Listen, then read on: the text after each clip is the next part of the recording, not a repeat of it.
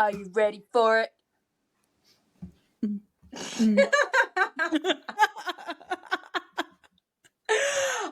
Hey everyone. Hey Swifties. Hey girls. Hey besties. My name is Lexi. And my partner I'm Nina. here. That's Nina, girl. That's Nina. It's me. And today we are converting Nina from a boring person to a Swiftie. That is the premise of the video today. That's it. It's my only life challenge. If this happens, I can go. I can die. I can go peacefully and happily. That's the only. Well, then I can't be a Swiftie because I don't want you to go. I've made peace with it. It's okay. It's worth it. You're done. But before we get into that, we need to talk about the news from last week. Nina's news. Teaser. And I will fully admit that I have forgotten what this is. Yeah, so as soon as I hit end recording last week, Lexi was like, so what is it? I was like, I have to know. This will eat me alive for a week. Because here's the thing. I'm not pregnant. I'm already married. Oh, thank God. Phew. Yeah, no, I'm not pregnant. If I'm pregnant, that's not news. That's a different story. No, the news was I found out that you and I are practically the same age. Do you remember that?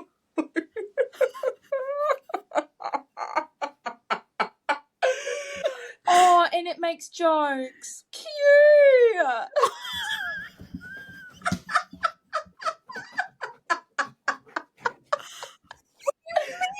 No. Oh, it makes jokes. You're so cute. Fuck off. Oh my gosh. All right, hit me. What have you discovered? We are the same age. Oh well, practically. So, you know how there's different generations? Yes. Of people. Like millennials and stuff. Yeah, exactly right. So there's the millennials. Mm-hmm. So hang on, let me pull up the dates so that I can be accurate. Oh, I do remember this. Okay. It's all coming back to me. So to be a millennial, you have to be born between 1981 and 1996. So I just scrape in there at 95. Yeah, okay. Right, and then... What? Is that your child? He's got the zoomies. My fur baby. And then to be a Gen Z is obviously from 97 to 2012. Okay, I do remember you telling me this last week. Okay. And you're born in... 2002, yeah. Yes. Okay, so what I found out is that there's now a new generation called Zillennials. Zillennials, which means anybody born between 1992 and 2002 is in this new generation. Oh my gosh. Yeah. So we're sisters? So we're basically twins. I don't know. I just thought it was so interesting.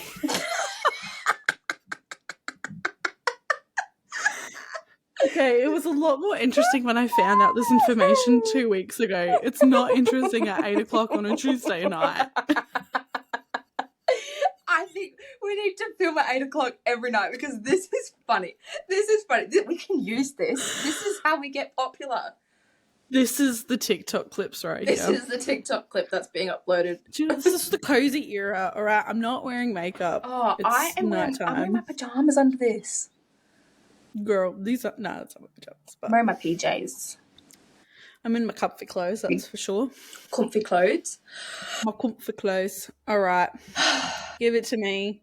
Okay. Enough beating around the bush. Okay, so I've decided to take this time today to shed a little bit of light on Taylor Swift as a person, an artist, a female, a independent businesswoman. And I'd love to go through the Taylor Swift timeline with you. The whole timeline? The whole thing. I've written 5 pages. We are not going to have time. Here's the thing. This We podcast has to be will. quick I know. for two reasons. Okay, hit me. What are they? Reason one, my child is screaming Yes, in the next room. My husband, God bless him, is with her.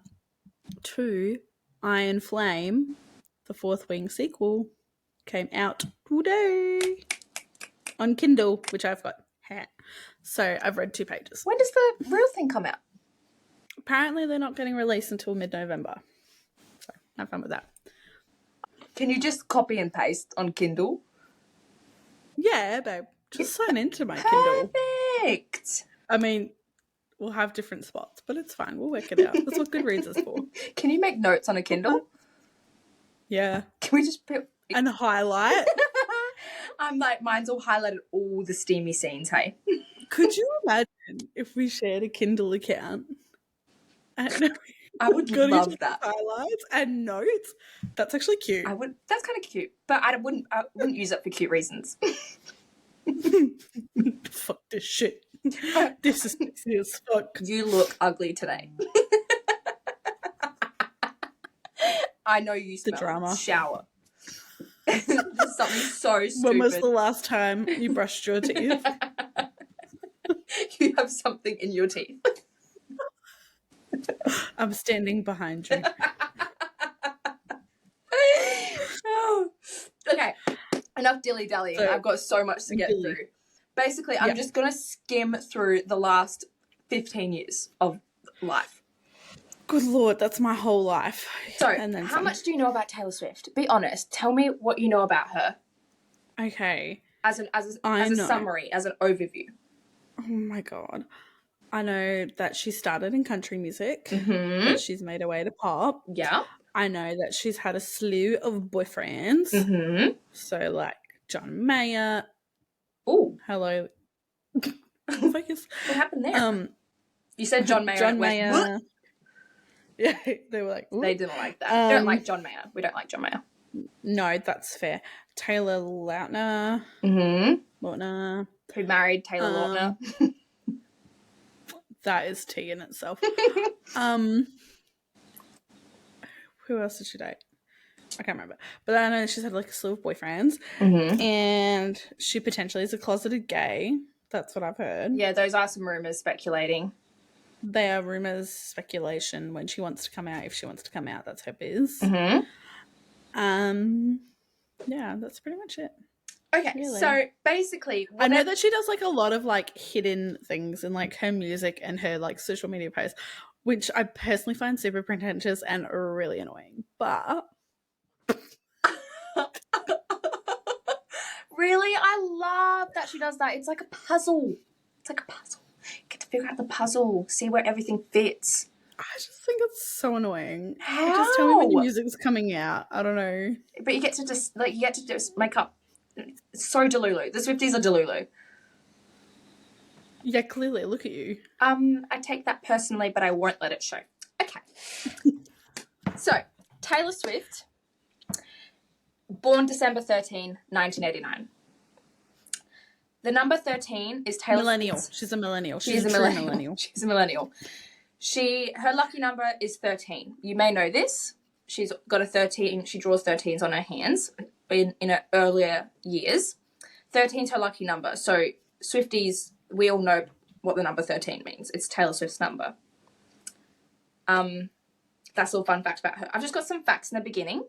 Okay. As of last month, Taylor Swift's net worth became $1.1 billion. Goals. Her net worth. So she is, in fact, a billionaire. She has won 12 Grammys in her discography, 23 VMAs, and 40 AMAs. And she has broken 101 Guinness World of Records. So... Wait, what? She's broken, or... No, not broken.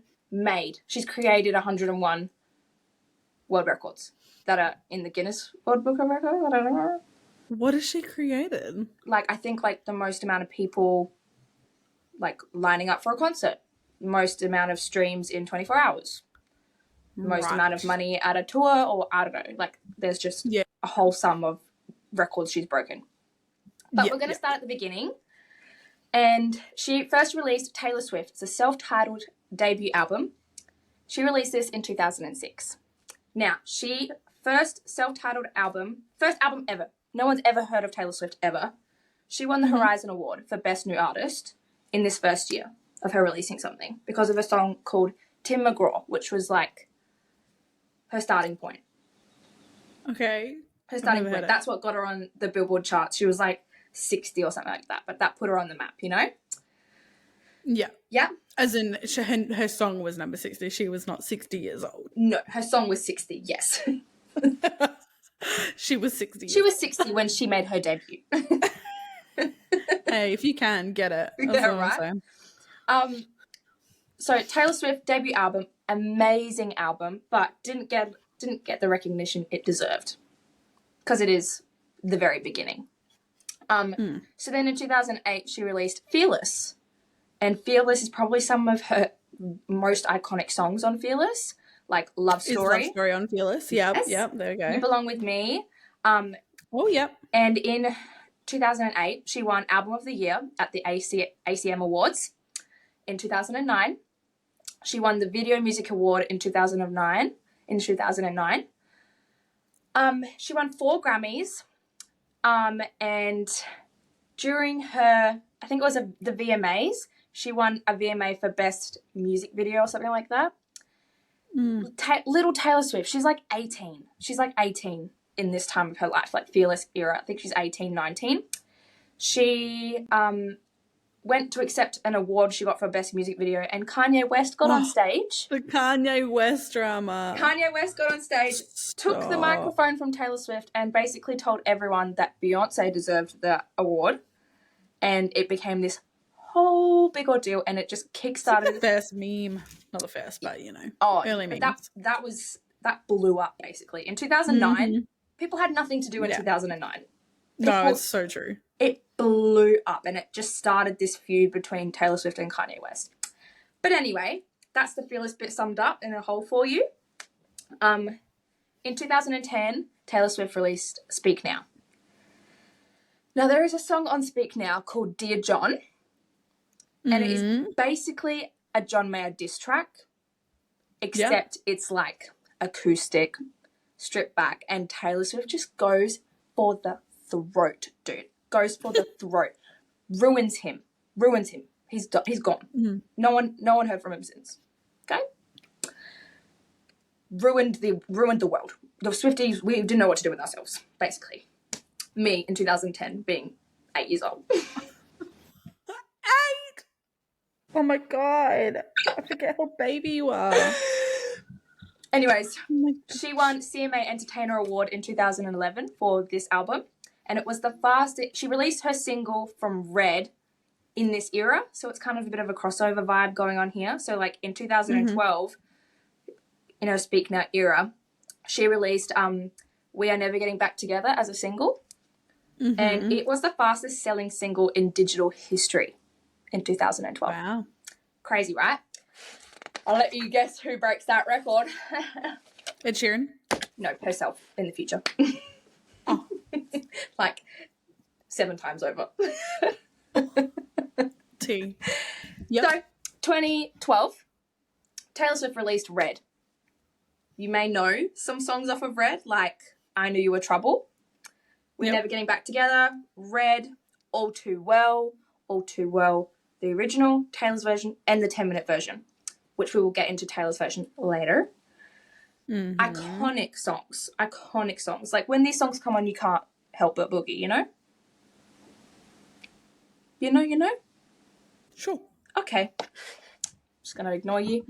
2012, Red. 1.2 million copies in the first week were sold in the US. Nuts. We Are Never Getting Back Together was the first number 1 hit on the Billboard 100 for Taylor Swift. It was her first number one smash. To this day in Australia, Red, the album, has gone 5 times platinum. Wow. Yeah. The fastest selling country album in music industry history. Would you consider that country? It is technically a country album. I know. There you go. I know. First solo female artist ever with 200 plus million sold in the first few weeks. That is a Guinness World Record. Taylor Swift. Wow. Second to the Beatles for top Billboard charts. Oh, yeah, I did hear that. And by the end of 2012, in the first year of Red being released, 5.2 million copies were sold in the US. Wow. That is ridiculous, hey? Crazy! Love the Red era. All Too Well. I can't get into it because this is going to be so long. There's so much I have to go through. So let's fast forward a bit to 2014. Mm-hmm. Taylor Swift released... So where were we? 2012? 2012. Now we're in 2014. Taylor Swift releases an album every 2 years. Okay. Yeah. 2014, Taylor Swift releases 1989, which is a complete genre shift from country music to pop music. She won 2 Grammys for this album. I think it was best vocals, and best album of the year. 1.2 million copies sold in the first week. 1989, the album won multiple awards. Here are a few. Favorite pop/rock album, American Music Awards. Album of the Year, iHeartRadio. Best International Pop, International Album Award. And her 2 Grammys and 5 million copies sold in the US in 2 weeks. Wow. Yeah. So, while we're in the topic of the 1989 era, Taylor Swift also toured worldwide with 1989. She did a world tour. During this world tour that spanned over 2015, Kanye West released a song called Famous. I don't know if you know about this. Sorry, can you say that again? I couldn't hear you. What bit did you not hear? That's so embarrassing. Oh, God. What? I was fixing my earphone. So you didn't hear any of that? Yeah. What was the last thing you heard? 1989. So moving on from a 1989 era. Wait, so did you hear me list out all the awards? Yeah. Oh, okay. So yeah. She did a world tour. Yep. While she's on world tour, Kanye released Famous from his album Life of Pablo, I think. And in this song Famous, there is a line in the beginning that says, "I feel like me and Taylor might still have sex. I made that bitch famous." Yeah. Ew. Yeah. Kanye then posted on Twitter, after he got a bit of backlash for that, posted on Twitter that Taylor did give consent to this. Oh, yes, I did hear about this. Apparently there's a phone call. Yep. So a couple weeks or months later, Taylor gave a speech at the Grammys when she won her awards for 1989. And she said in this acceptance speech that in the industry, people will take credit for your success and fame, but it's really the people who love you that got you to this spot that you are now. So then fast forward a bit to June, Kanye released the music video for Famous. And in this music video, it opens with a Taylor Swift lookalike, and she's having sex with Kanye. Yeah, she's fully naked in bed with Kanye West, and it is like a dead ringer for Taylor Swift too. Like, she looks exactly the same. That's gross. So that made some people a bit angry. So you fast forward a bit. Kim Kardashian in July released on Snapchat. Like, how outdated is that? Who uses Snapchat? Me too, but I wouldn't post something on Snapchat being like, guys, look. Like, if you're making a statement like that, people would probably put that on Twitter. No, that's true. Yeah, go on. On Snapchat, though. She posted a Snapchat of Taylor Swift on the phone with Kanye while Kanye is asking for her so-and-so consent. After this was released, then Taylor made a statement. And in the statement, she said, "Where in this clip is Kanye asking to say I made that bitch famous? It doesn't exist because it never happened." So Kanye did, in fact, ask her, in this clip, you can watch it. He says, "I feel like me and Taylor might still have sex." And she's like, I mean, like, yeah, go for it. Like, this industry, everyone amps it up. Go for it, I guess. "Thank you for telling me. It's really nice for someone to give me the heads up or ask my permission." He's like, "Yeah, cool, no worries. You're so cool about this." And then added that little bit on the end about making her the bitch famous, which Taylor wasn't a fan of. So after she came out and was like, I don't like this, he never asked me to call me a bitch to the world, claiming that he made me famous to the world. Never asked for that.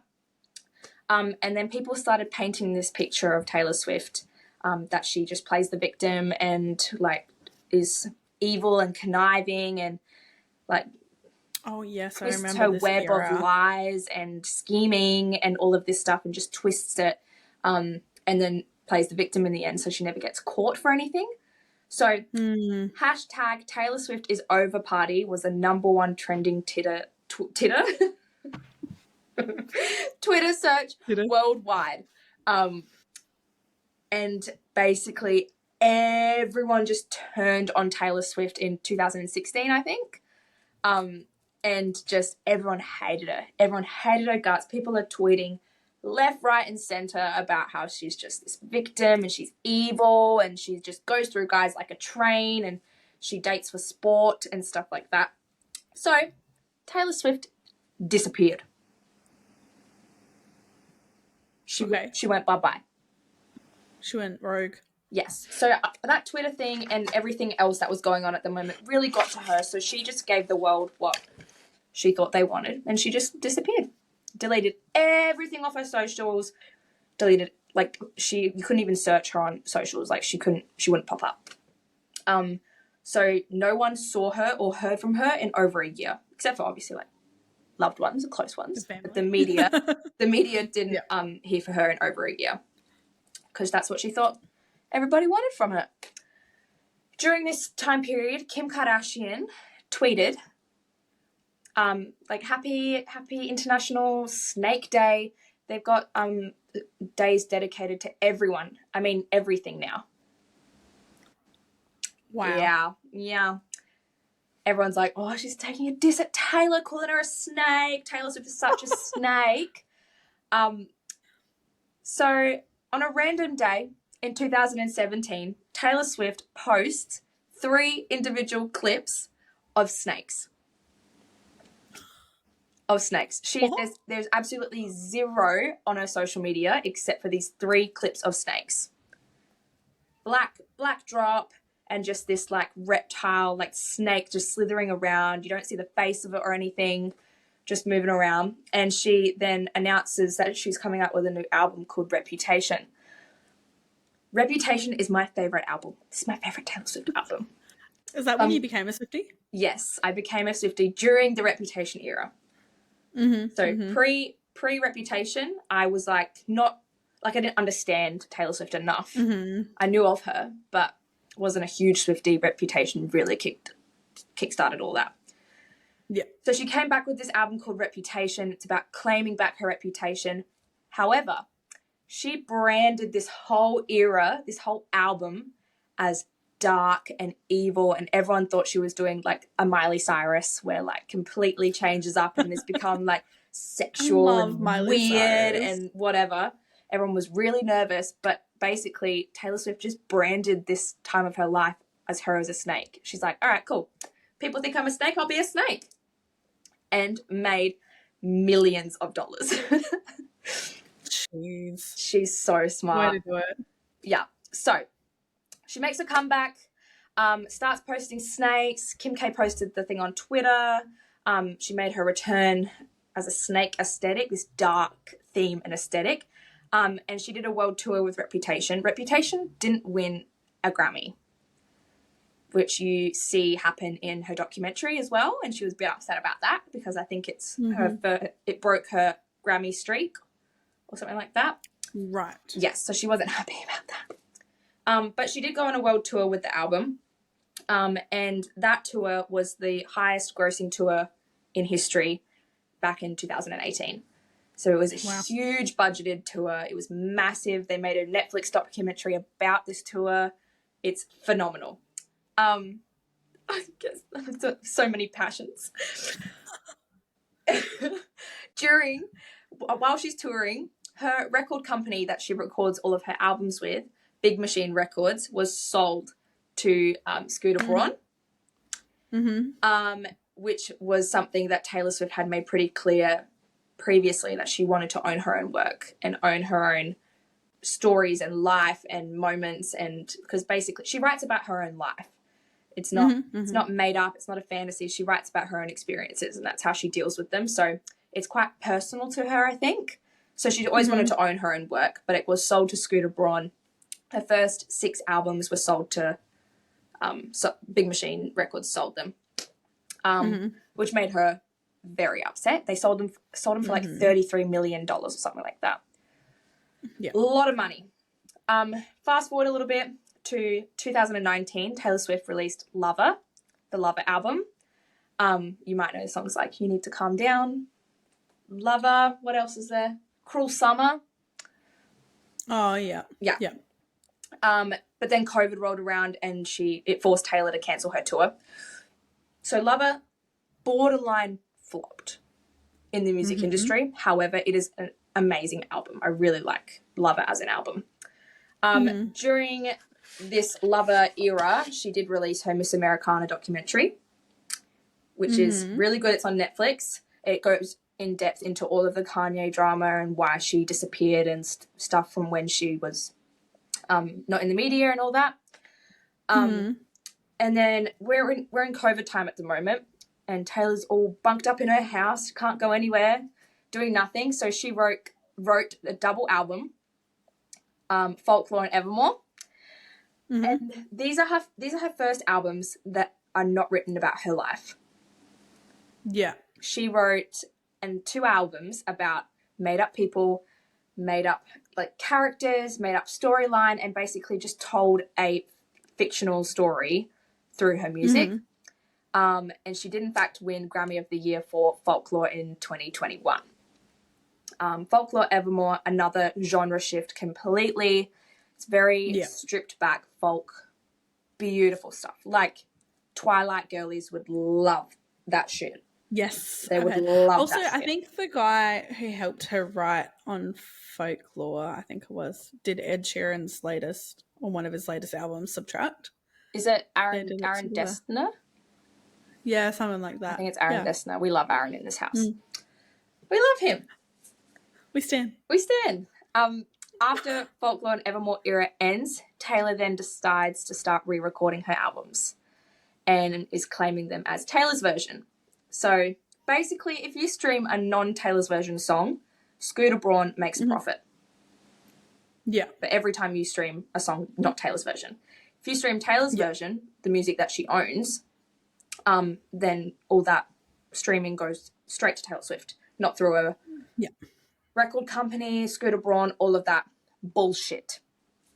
So Taylor has slowly passionate about that. Very passionate about it. Yep. Me or Taylor? You. I'm very passionate about this.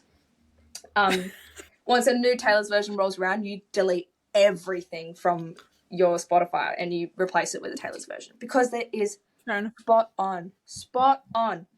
Like she's just released 1989 and that album came out 10 years ago and she released it last week and her vocals are the same. It's the same.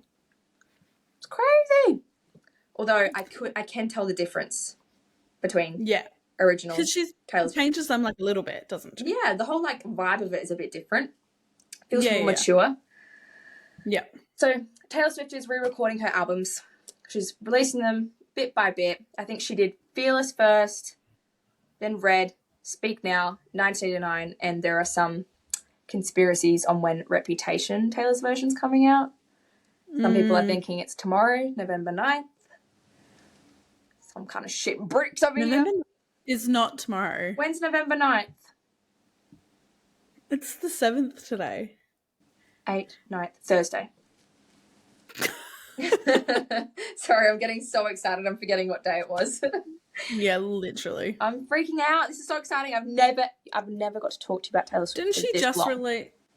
Didn't she just release 1989 though? Literally last week. Yeah, so didn't you say that she releases every 2 years? Oh, her like albums. Her re-records, they're scattered. They're whenever she wants. Okay. So like she announced 1989, Taylor's version on August 9th. So 8/9. Right. Because Oh, well, okay, yeah. she's clever. Anyways, Taylor Swift's re-recording her albums. They're amazing. She releases the 10-minute version of All Too Well, which changed everyone's lives. Changed everyone's lives. Come forward to 2020, Taylor Swift releases Midnights. There are 13 songs on this album, Midnights. 13? 13, thank you very much. Also, All Too Well, the 10-minute version, goes for 10 minutes and 13 seconds. Oh, come on, that's just a coincidence. No, she did it on purpose. She did that on purpose. It's so on purpose. Cool. Nothing's a coincidence with Taylor Swift. Nothing. All right. Nothing. Anyways, Midnights is about 13 sleepless nights Taylor Swift has had across her life. So, like, documenting her diary and her journal, and she's written songs about those scenarios. And when Midnights was released, every single song on Midnights was on the top 100 Billboard for 3 weeks in order. So, like, 1, 2, 3, 4, 5, 6, whatever. All Taylor Swift for 3 weeks. They were all the top songs. Wow. Phenomenal. It was record-breaking. The streaming was record-breaking for that album. Come forward a couple more months, and Taylor Swift announces the Eras Tour, which is the highest-grossing tour of all time. She broke her own record from 2018. It's this larger-than-life experience where she's performing every single one of her hits over 15 years. It's ridiculous. Is that the tickets that you got? Yeah, those were tickets I was at work trying to get, didn't get them. It was absolutely hysterical. And then my boyfriend got them on the second release. There's a video clip of me getting tickets at my boyfriend's house. Yes, it's embarrassing. Yes, I was screaming and crying and very emotional. I think I dropped to the floor. You did. Yes, I remember seeing the video. I couldn't believe it. It was an out-of-body experience. But FaceTiming the people who are coming with me after getting them was one of my favorite moments ever, because the people I'm going with, 2 of them have been Swifties for much longer than me and have never seen her live. So that was such a big moment. It was very emotional. Then Taylor Swift decides that she's going to film the Eras Tour. So films the whole thing just like she did for Reputation. She did the same thing for Reputation Tour. And it will be accessible to people who did get tickets to the Eras Tour and people who didn't, so they could have that concert experience. And the Eras Tour movie actually surpassed box office sales for Barbie and Spider-Man No Way Home. It surpassed box office sales. Yeah, it sold out. I think, there was a movie that was supposed to come out, I think it was The Exorcist or something, was set to come out on the same day as Taylor Swift, and The Exorcist actually rescheduled their release date. Stop. I know. That's crazy. That's actually crazy. It feels larger than life at this point. It's just ridiculous. It is actually ridiculous. It's absolutely wild. And now she's a billionaire. And those are all my notes, by the way. And you sped through that. I know. I told you I was going to go so fast. You're like a Wikipedia page. Thank you so much. But this is the chatty part that I'm looking forward to, because I want to know what you think. That wasn't very convincing. It was more just information spouting. Well, you said it yourself. There's a part 2. Well, not if you've got your information out. Well, no, because part 2 will be about her fan base, what sort of songs she writes, because it's not all about boys. That's the thing. That's kind of my pet peeve, which I thought was kind of funny when I asked you initially what you know about Taylor Swift, because the second thing you mentioned was that she dates so many boys, or she's had so many ex-boyfriends. I was like, that's funny. That's real funny. Because it's just the way that she's portrayed and has been for years and years and years. Okay, so what's her most popular song? Her most popular song? Love Story. Love Story. Love Story. About finding We're genuine never getting love. back together. Red. Is falling in love with someone. Yeah. Okay.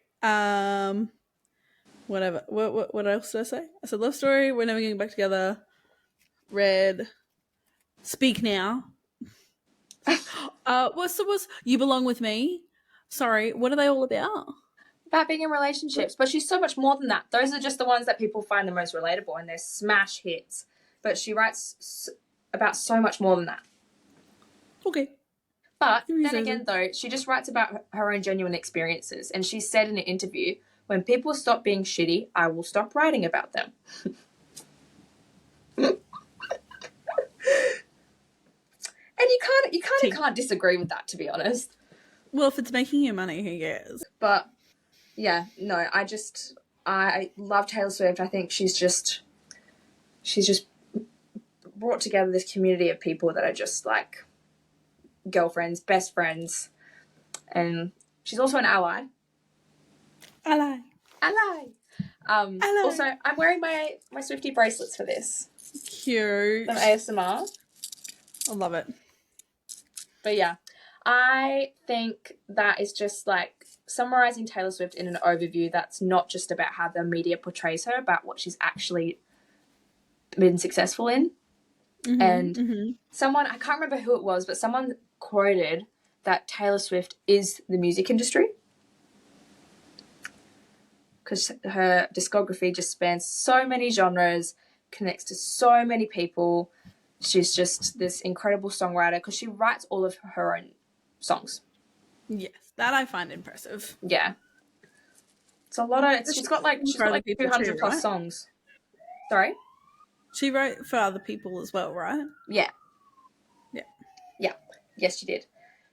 There is I will recommend actually, Joseph someone. He actually remixed together Taylor Swift's whole discography. I need to check his name Joseph James. He remixed Taylor Swift's whole discography and it goes for 13 minutes. And it's every single Taylor Swift song she's ever released all remixed into one big song. And it is phenomenal. If you're a Swiftie, would highly recommend. You can get it as like a podcast episode on Spotify. So, for someone who's not a Swiftie, yes, where do you recommend like the starting point is? I think it really depends because for me, I started as a Reputation girl, and Reputation's quite like it's quite heavy and dark. And then once you get into like the headspace that she was in at the time, it's quite a heavy and dark time. But there's also when we spoke about this not long ago, I started with Speak Now. Oh, and I was royally pissed off. No, I wouldn't start with Speak Now. Speak Now is like 18-year-old Taylor Swift. I started with Speak Now, the song Speak Now. Oh, no. And I was peeved out of 10. Yeah, that's valid. I was like, this is not someone I want to listen to. Honestly, I would probably start with, because I think it's, I keep stuttering because I'm tired. For you, I feel like you are such a Folklore Evermore girl. Okay. Like, those vibes are in you. Those vibes are in you. Right. So I'd probably recommend that. However, you do love some pop. You do love some pop. I do love pop. So 1989 is great. Okay. Coming into Reputation. Maybe Lover. Maybe you might like Lover. Okay. And then Midnights. And then if you do really start to enjoy her music, then you can go back to her like country days where she's just like young and dumb and just like having fun and doing whatever. I was obsessed with Love Story. Like I loved it. But then, I don't know, just didn't like anything else. No, I started with Reputation and I loved that I started in that era because it just opened this door to all this shit that happened in her past, and I just like eating this up. I was like, oh my gosh, this is so crazy. Do people know this happened? Like, this is ridiculous. So I loved the way that I was introduced to Taylor Swift, but I just couldn't I hold her in such a high regard, because of all just the stuff she's been put through, and she's just come out on top, and now look at her now. Seriously. Yeah, you really can't fault the way that she's like used it to her advantage, right? Yeah, such a businesswoman. Seriously. She's like, If all right, nothing cool. else. Whatever you want to say about me, no worries. I'll just turn that into my brand. Literally. You say I'm a snake, I'll be a snake. Like, I'll literally be a snake. She like had this like massive inflatable like 20-foot snake in her Reputation tour that like blew up as she was singing, and it was just like hung over the crowd. Stop. This whole snake. It was really cool. That's so funny. Yeah. That. But no, I love my Taylor God. Swift. If you haven't listened to Taylor Swift or you're My not a baby Swiftie, is asleep. she's asleep. She's asleep. It's Yes. taken literally over an hour to get Wow. her to sleep. Good job, Scott. Well done. Seriously, good job, Scott. Good job, Scott. Uh-oh. Okay, should we wrap up with some bestie advice? Yes. Great. Wait, I feel like you should close on your Taylor Swift statement, just to close that. What Taylor Swift statement? Like, just like your last final bit to say about Taylor Swift, because it's been me giving you so much information. I'm like overwhelmed. Valid. So valid. It's for a multitude of reasons. It's late. Yeah. That was a lot of information. I say it's late. It's 8:45, but that's But it's late. For me. late. We work with children, so we're knackered. We work with children. And yeah, I think I knew all of it, but I didn't like know all of it. Like when you like lay it out, it's like it's a lot. It's a lot. It's a lot. It's a lot. It's Because so obviously, public. like, when did she first release Fearless? When was it? Fearless, the one before. She had an album before Fearless. No, not Taylor Swift. Fearless. Fearless. I think Fearless was 2008. Yeah, I was in year 7. So Wow.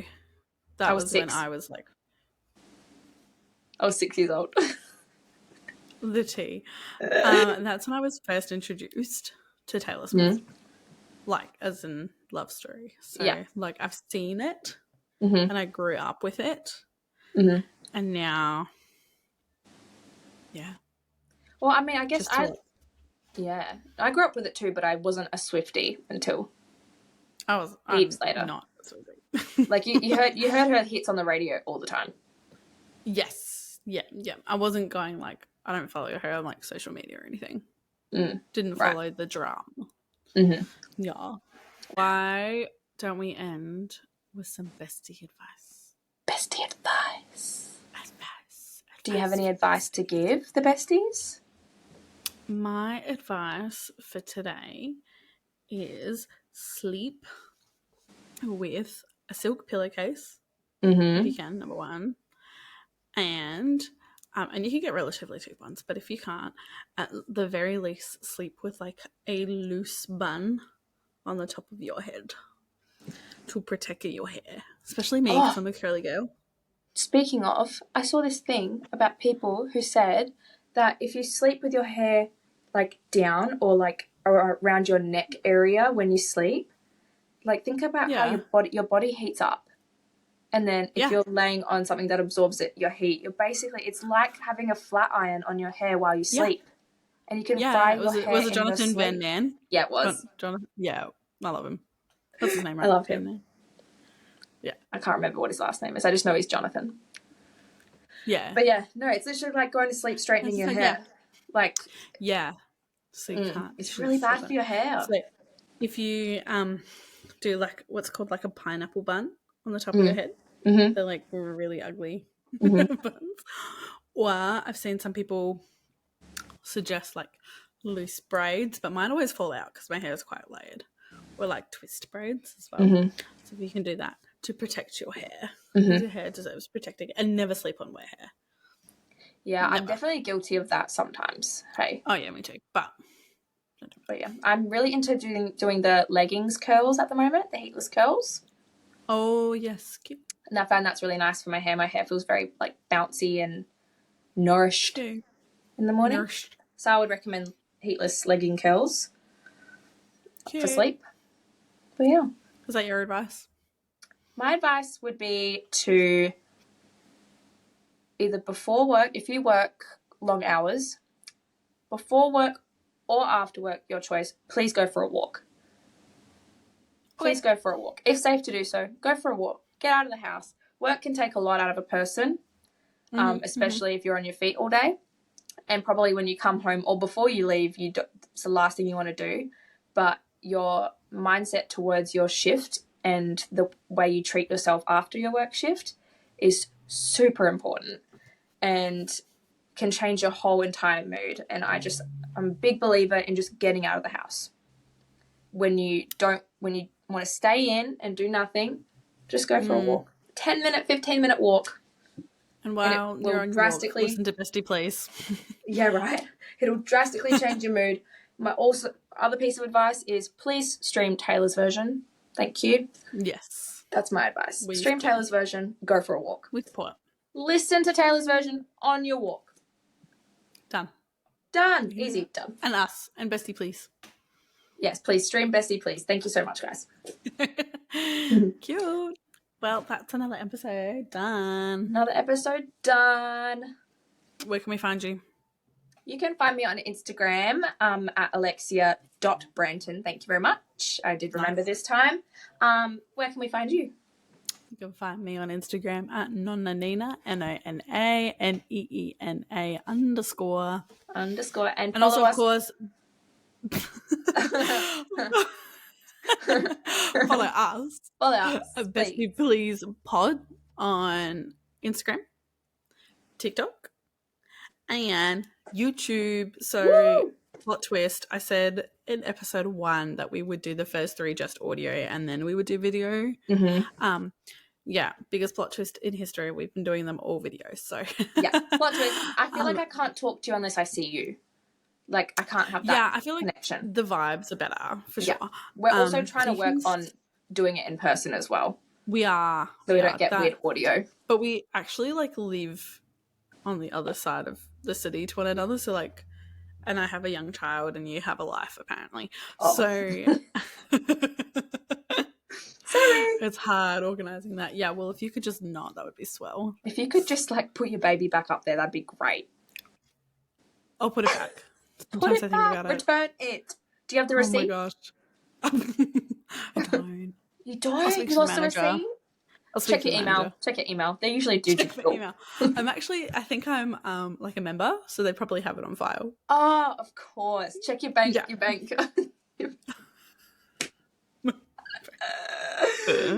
Oh my gosh. No, that's embarrassing. That's embarrassing.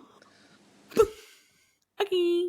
Well, I'll see you tomorrow. You will see me tomorrow. We'll see you tomorrow.